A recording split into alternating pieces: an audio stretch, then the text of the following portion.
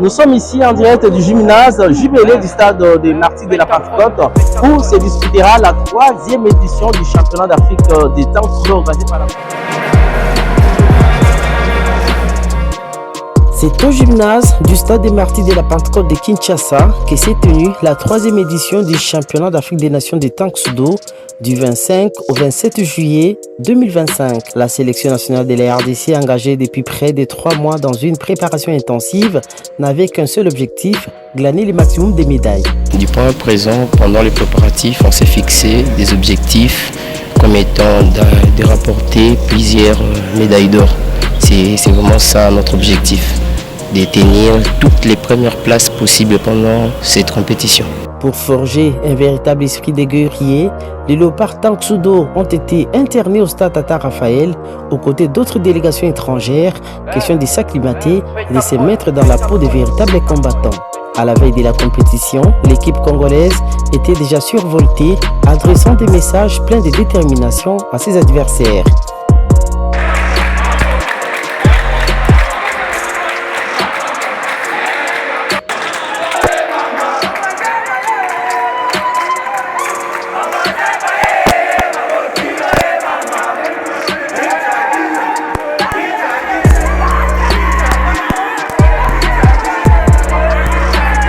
La journée du vendredi 25 juillet a été consacrée à un stage d'arbitrage, histoire de revisiter les fondamentaux avant le début des hostilités.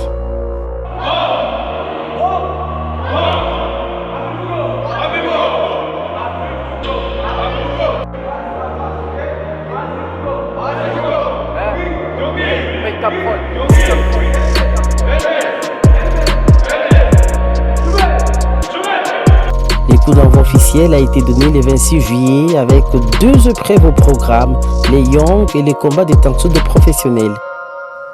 C'est une journée fructueuse pour la RDC qui décroche 5 médailles. Parmi les performances marquantes, Christelle Kanjinga et Shelton Kiangebeni décrochent l'argent en Young individuel et duo, tandis que Dego Dondo Kwanzambi offre à la RDC sa toute première médaille d'or dans cette compétition.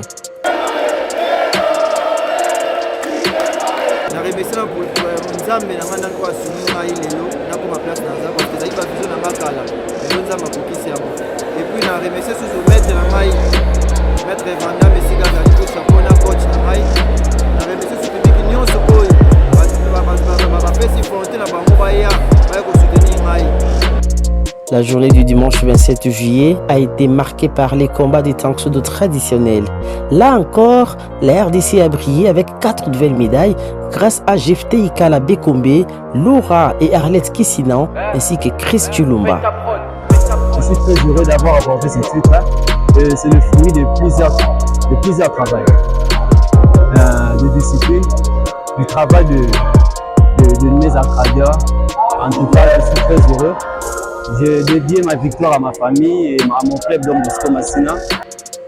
Cette 3e édition n'était pas qu'une compétition, c'était aussi un véritable spectacle, à l'image du chaos spectaculaire infligé par Chris Chulumba au Malien Makan Magassa en demi-finale avant de remporter la finale face au Brazzavillois Elenga Iwomboni.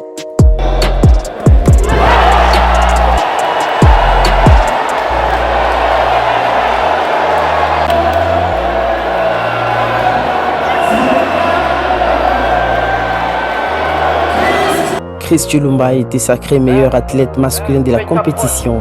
Chez les dames, cette distinction est revenue à la Marocaine Itibissam El Assar.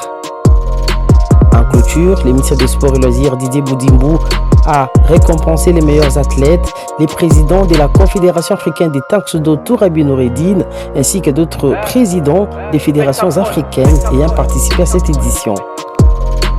5 pays ont pris part à cette 3e édition, notamment le Maroc, la Côte d'Ivoire, les Congo, les Mali et la RDC.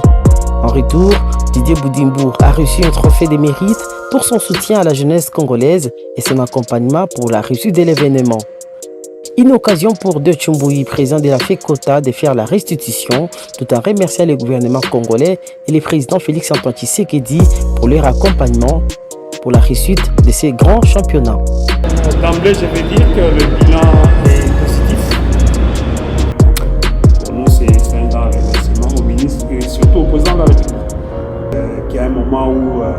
il n'y avait que 4 ou 7 disciplines qui étaient subventionnées par l'État.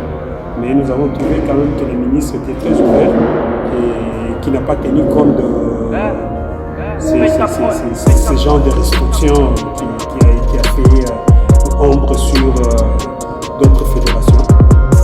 Et il nous a accepté et il a accepté de nous aider. Les délégations venues à Kinshasa ont salué la qualité de l'organisation de la compétition ainsi que l'hospitalité chaleureuse qui leur a été réservée en République démocratique du Congo.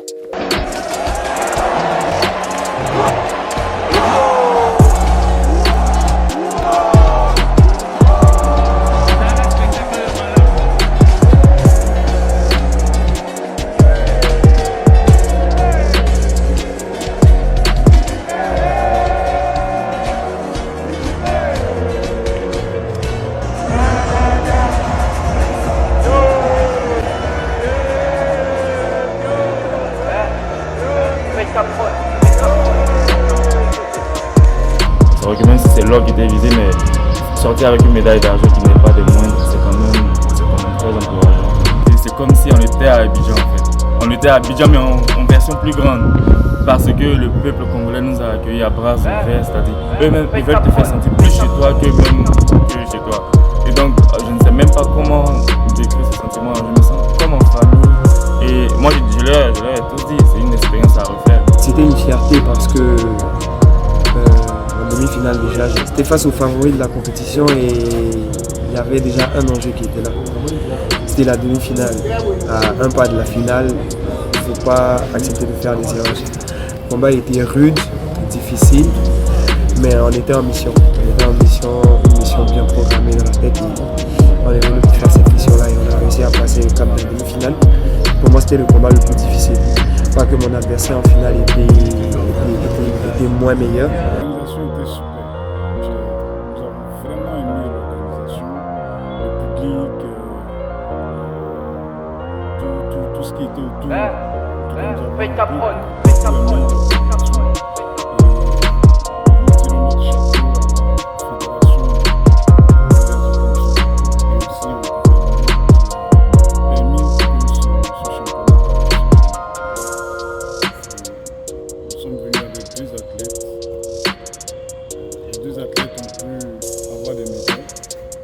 Déjà, nous sommes satisfaits de la Fédération congolaise de football a fait un chaleureux accueil à l'aéroport mais pour des déjeunements et tout ça vraiment.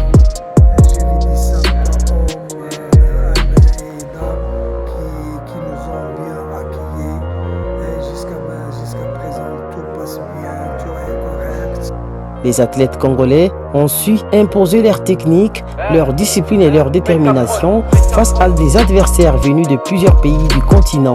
Cette performance renforce la position de la RDC comme l'un des bastions émergents du Taekwondo en Afrique. Au niveau du classement final, les Maroc occupent la première place avec 19 médailles, 15 en or, 1 en argent et 3 en bronze. La RDC vient en deuxième position avec 14 médailles gagnées, dont 5 en or, 6 en argent et 3 en bronze. La République du Congo complète le podium avec 1 médaille d'or et 6 en argent. La Côte d'Ivoire vient à la 4e position avec 2 médailles gagnées, 1 en or, 1 en argent, tandis que le Mali est bon dernier avec 1 médaille en bronze.